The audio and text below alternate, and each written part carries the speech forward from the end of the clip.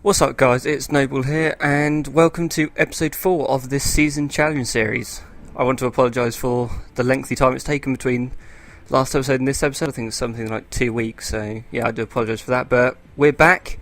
As you can see, we're carrying on from where we left off last episode, which was a contract offer from Ferrari after beating Fernando Alonso. You guys wanted me to decline the offer, which I completely agree with, and the majority of you wanted me to pick our main championship rival, Lewis Hamilton, as my next rival to take on in this episode, which is what we are going to do. As you can see, just 3 points between us as we head on to the next track, which is Australia. Now, as we said, Australia is one of the, probably in the top 3 of my least favourite tracks on this game. Mainly for corner cutting and track extending reasons, but considering we're playing against the AI, that shouldn't be too much of an issue, so we shouldn't be, well, we're going to try and enjoy it as much as we can, but I'm not a big fan of the track. But after qualifying, we're going to be starting last as usual, and our championship rival and, well, main rival for this episode, Lewis Hamilton, is starting in 3rd position.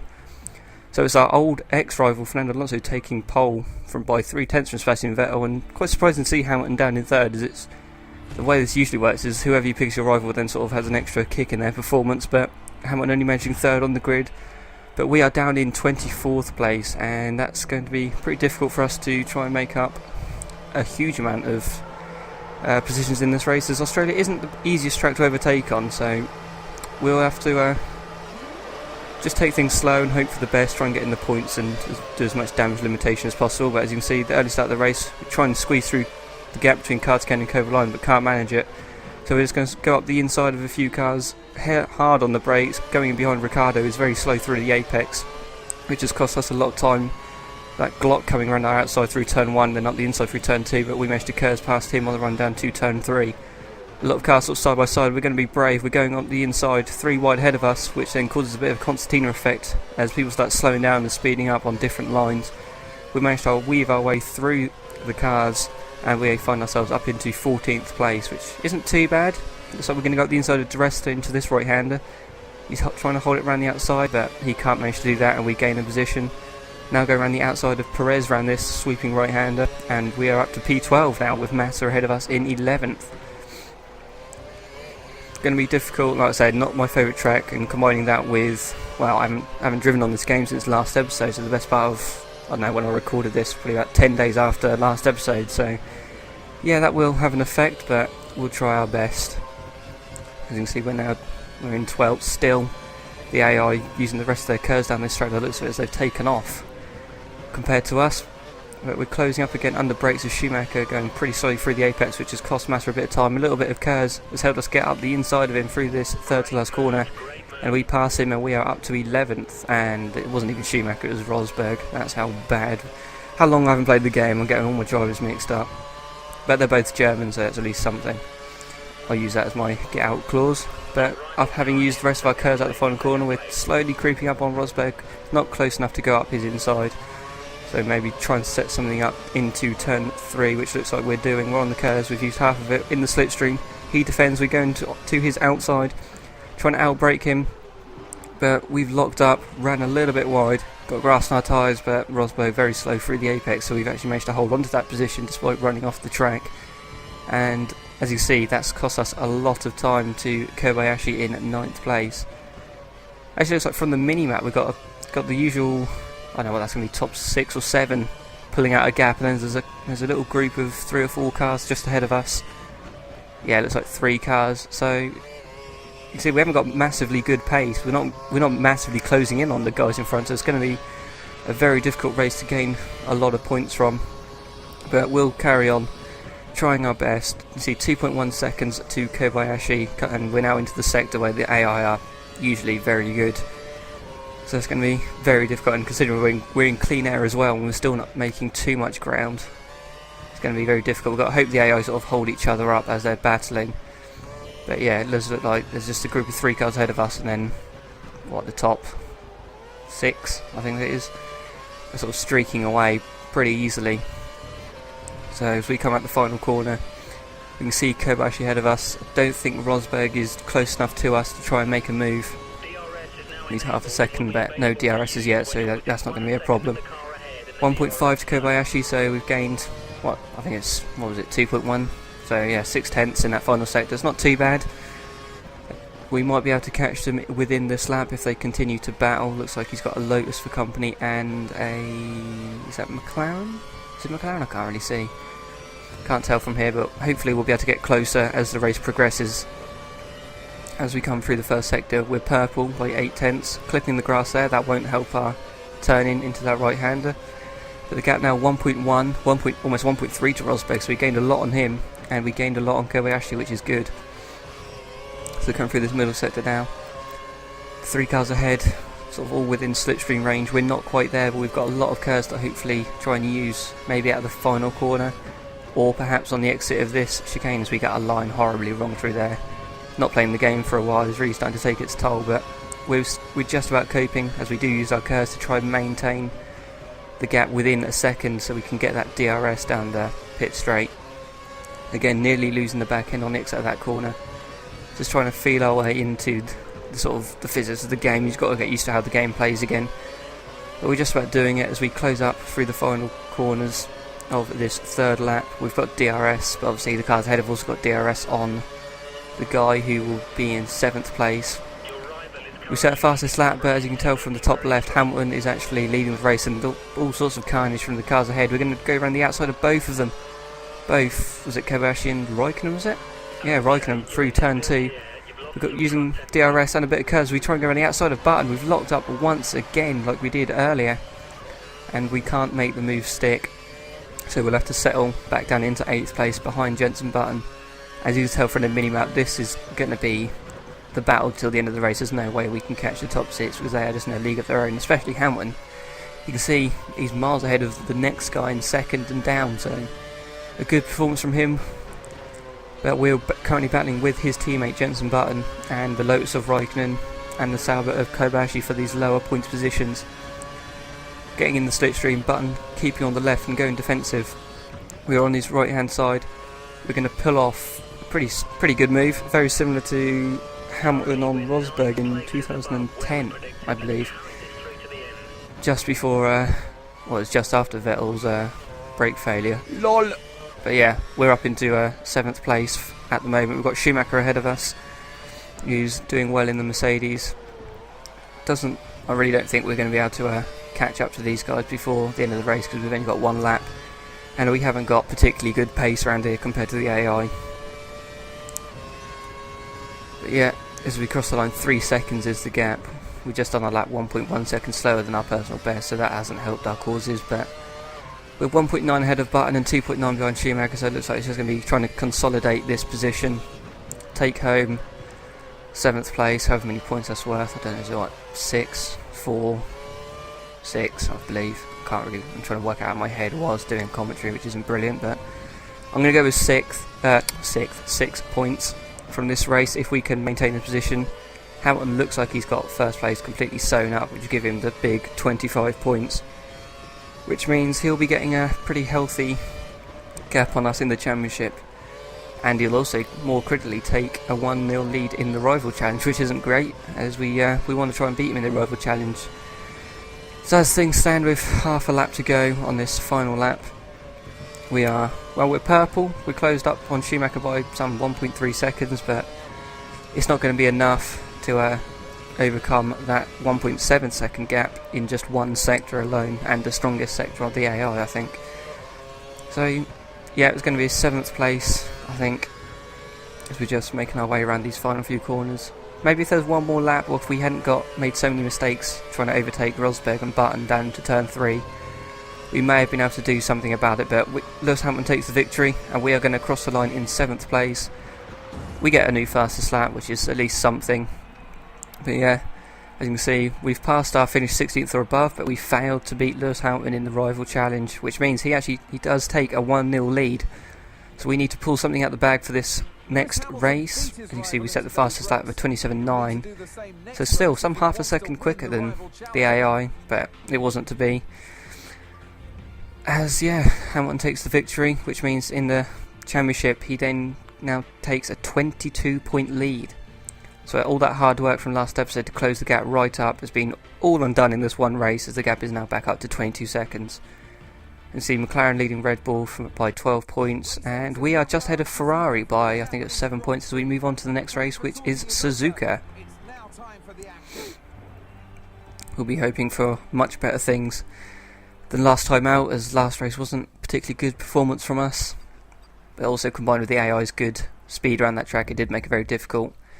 As always, you can just see they're going for the far right setup as qualifying. You can see starting last, Kovalainen and failing to beat either Marussia or HRT. What are you doing? You're lucky you're coming back for Bahrain in real life. But as you can see, Lewis Hamilton on pole from Fernando Alonso by 2/10. That's not what we wanted to see. He's got the momentum on us, but we need to put an end to his victory streak and beating us streak. As if he beats us in this race, I'm not really sure what really happens. I doubt he's going to want to take our seat at Caterham, but I suppose he might do actually, because that might help him out in the championship. I don't think he can actually do that, but if he could, that would be quite funny. But anyway, the red lights are on from the back of the grid. They now go out, and we're going to rev it out in first, shifting up through the gears, using the KERS, getting the slipstream from the cars ahead. Going to try and go up the inside of as many as we can, but we've got to be careful on the brakes, as we know the AI very much like to change their line mid-corner, which can catch you out. So all slowing down on this sort of mini straight. Don't really know what they're all doing. Trying to just mind our own business, trying to go around the outside of a few cars. And do so there. That's a good move, making a few positions. We've got Maldonado now in front of us. Can't afford to take too many risks as we try and take a nice wide line through here to get the best run. The car getting unsettled over that curb in the grass. We're losing the back end. We're just about catching it. We just about managed to catch that slide. A big, massive moment through there on the opening lap. That could have been a disaster, but we've come out of it losing just the one position, which is a great massive escape. But we're up into, down to 16th, now up into 15th again as we repass Rosberg into that very difficult hairpin. Using the rest of our KERS, some of our KERS out of that hairpin to get past two cars on this very long winding right-hander down towards Spoon Curve. We're up to 13th behind Di Resta and Schumacher now. Trying to make the best line through this corner to get a good run out down to towards 130R. Using the rest of our KERS, Di Resta going defensive. We pull to his outside, which means we pick up a small slipstream from Schumacher, which helps drag us past Di Resta into 12th place. Through 130R, 187 miles an hour, fantastic. On the brakes hard into this final chicane as we now bunch up behind the AI once more. The AI very slow out of that chicane. We're getting onto the inside of Schumacher as we cross the line, using a bit of KERS to try and get past him. Pull a pretty strong move there to cut across the front of him down into the braking zone of turn 1. But we picked up a nice line through there. Up behind Massa now, just on the fringe of the points. Just one more position before we'll be picking up World Championship points, which is we very much need to do. So he's sort of trying to line Massa up, trying to go around the outside here, very difficult to try and pull off, which we can't do. And then again trying to get a decent line through there. Massive amounts of understeer in the dirty air from Massa as we now come through Degner 1 and down into Degner 2. Getting a good run out of there. Right up behind Massa in his slipstream. Going to try and pull off something into this hairpin. We're going to actually pull off a Perez move on Perez himself as we go massively late on the brakes, passing Massa and then inadvertently passing Perez as we carried so much speed in there compared to the AI, but we managed to get it slowed down, make the move fairly. So we'll take that as we now use the rest of our KERS to come up alongside Perez's teammate Kobayashi in the other Sauber and make a very bold move up his inside into Spoon Curve. Struggling with the car through Spoon Curve over the crest through the middle part of that second phase of the corner, but we just managed to hold onto the car, getting a pretty good exit. Not under too much pressure from Kobayashi through 130R into the chicane, as we've got Grosjean ahead of us as again we bunch right up to the back of the AI through the heavy braking phase of that final chicane. Picking up the slipstream, maybe going to be able to try something into turn 1. And you see the AI using their KERS by the looks of things and really taking off down the pit straight, so we can't make any what's the word? I can't think of the word, my mind's gone blank. Anyway, we set the fastest lap, a 38.1 on the second lap of the race. We're in 8th position behind Grosjean in the Lotus, going through this very winding first sector. very difficult if you're in the dirty air of another car, which we are. So you just got to try and keep as close as you can to the car in front for this sort of first sector and the first bit of the second sector, which we're just about managing to do. And then get a good run out of here to set ourselves up for a potential overtaking opportunity into this hairpin. We're not really sure which way Grosjean's going to go. He goes defensive, so we decide to go right round his outside, and we managed to pull off a bold move there to get 7th place, using a little bit of curves on Vettel, who's got poor acceleration out of that hairpin for some reason, and we managed to drive right around the outside of him as we approach Spoon Curve, as we're now up behind Kimi Räikkönen in 5th place. Got a lot of curves left. Looks like we're going to use most of it, maybe all of it. Yeah, looks like we're going to use all of it down this straight, pulling to the right hand side of Räikkönen and overtaking him before 130R, and then picking up the slipstream of Button to maintain our speed and not come under pressure from Räikkönen into this chicane as we get very close to the back of Button. But managing to avoid contact. Looks like we've got Hamilton holding this pack up. Well, I say holding this pack up, he's leading the pack and then we're all bunched up behind him, so he's not making a break for it like he did last race. And as we activate DRS, you can see the AI just taking off once again as we're on the rev limiter down into turn 1. We've still got a full bar of curves which we're going to try and utilise later in the lap to make up a few positions. As we managed to make a cheeky move on Button into, I think it's turn 3. I don't know, you can sort of divide turn 1 and 2 up into 2 separate corners, even though they're sort of one very long corner. But yeah, we've got the move done on Button as we now go up into 4th place, as we have Webber, Alonso and Hamilton ahead of us, the top 3 positions, the podium positions. We really need to try and get onto that podium if we can, which looks like we're in a good position to do after the disappointing race of Australia. And like we've done many laps before, we're right up behind Webber coming into the hairpin. We dive up his inside, very nearly making contact with Alonso. That would have been a disaster, there's no doubt. He would have probably spun and we would have got a penalty. But we managed to avoid the contact, and we're in the slipstream of him now as we approach Spoon Curve. Doesn't look like we're going to be close enough to make a lunge. And we're not. We're going to just play it safe, try and get the best exit possible out of this corner, and then deploy our curves and try and make a move on Alonso, which we're going to do pretty easily. We might even be able to get Hamilton here as well. We've got a massive over boost of speed compared to Hamilton. We're going to go down his outside towards 130R. He has sort of backed out of it before we've got to the corner, which has made the move look easier than it, well, not particularly easier than it was, because it was a pretty easy move actually, because he sort of backed out before we even got to the corner. So we've taken 1st place from Hamilton at the end of lap 4, which means we've got just this final lap to try and maintain this lead. So we gained 1.4 seconds on Hamilton just in those few corners of the final part of that lap, which means he wasn't within DRS range either, which is going to be pretty costly to him. We've used a bit of our curves to keep our position down into turn 1, and yeah, just got to try and keep the car on the tracks by the look of things. As it looks like we've got good speed around here compared to the AI, especially considering what just happened at Australia, which was pretty poor showing from us, but we're making up for it now with a stellar performance around Suzuka. 1.8 seconds now the gap. We're purple through sector 1 as well by 9.5 tenths already on what is the fastest lap from us with a 38.1, so things are looking good. Got to make sure we don't make any crucial mistakes, any silly mistakes like we did at America. I can't remember what episode that was, but on the last lap we were pushing for the fastest lap. Luckily then we had a big gap to the car behind, but we still had a half spin which cost us a lot of time. But from looking at the minimap, we've got a pretty solid gap again, and with just 3 or so corners remaining now as we come down this long back straight towards the start of sector 3. We've got a massive gap to Hamilton, which means we should be able to comfortably take the victory and then regain 7 of those championship points that we lost to him in Australia, which is a good start. And crucially, as we come out of these final few corners and cross the line to take the victory, we're going to make it 1-1, 1 apiece in the rival challenge with Lewis Hamilton. So a lucky treat for you guys, you get to see another race in an episode, a 3-race episode rather than the usual 2-race episode, due to us being, well, having our arse handed to us by Hamilton in the first race at Australia. But you can see there, a fastest lap by almost 3 seconds compared to a lot of the cars. So that's a good result. We needed that, very much needed result. Which means the gap now just 15 points between ourselves and Hamilton with well, we've got 2 races to go in this championship, so very nicely poised.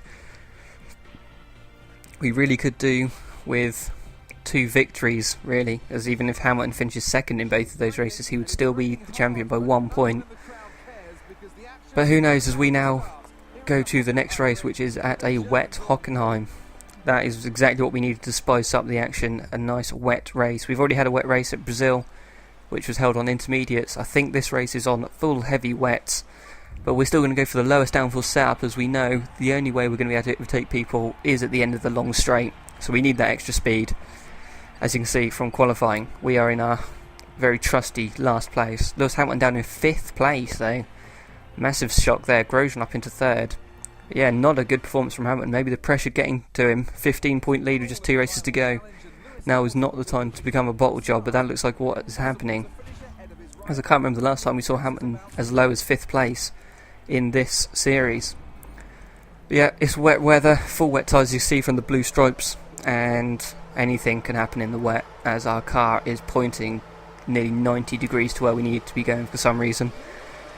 But we'll manage. We've got obviously no traction in the wet. It's going to make things very difficult, as well as no ABS, and with the very poor visibility, which you'll now be able to see, it's going to be very difficult to try and make as many positions as we can going down into turn 1.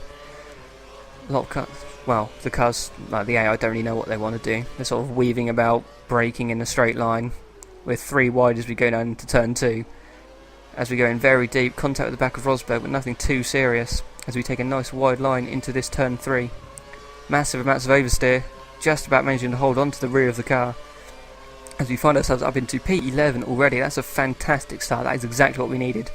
You can see we've got half our cars left. We're pulling up to the outside of Di Resta early on the brakes to ensure we don't make contact with the cars ahead, but we still get it just wrong. We managed to dive up the inside contact with the rear of Button's car. He just about corrects the slide that we put him into, which is, well, we have to thank him massively for, because if he would have gone round, that would have been a penalty, a deserved penalty as well, because it was our mistake. As we braked, I thought we braked as early as we needed to, but it turns out we didn't, and we had to dive to the inside to avoid the cars in front of us, and we just about got away with it.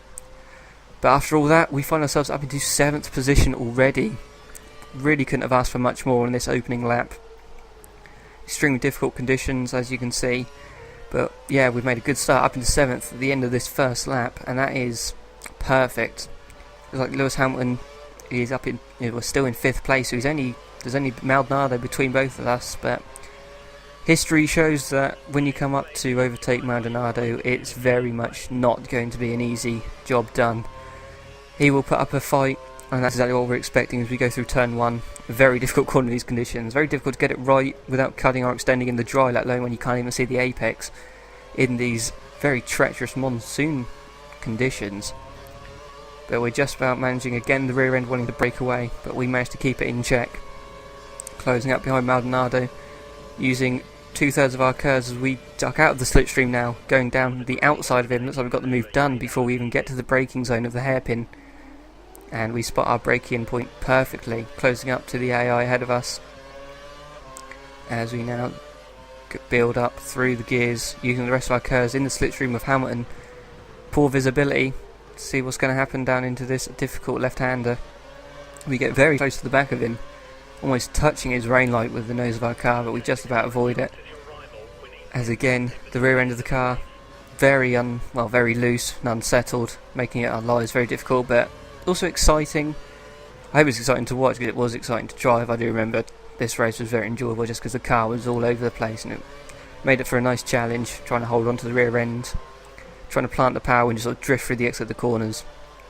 It was good fun, and as you can see, it seems to be working for us as we are in 6th place at the end of this second lap, and we can see a lot of cars ahead of us, but mainly our main championship rival and our actual rival for this sort of idea of the series, the rival mode, which is currently 1-1 with Hamilton. This race is the decider as we go purple and set the fastest lap of the race. Coming through turn 2, again a nice wide line so we can open up turn 3 as much as possible, using our curves, picking up the slipstream from Hamilton. Again, about 3/4 of our curves used, picking up the slipstream on the rev limiter into the braking zone of the hairpin. We're on his inside. He's tried to go defensive, which has forced us up the inside of these cars as well. We've gone up the inside of Webber. And yeah, so we've actually made 2 positions into that hairpin. Very, very nice to see.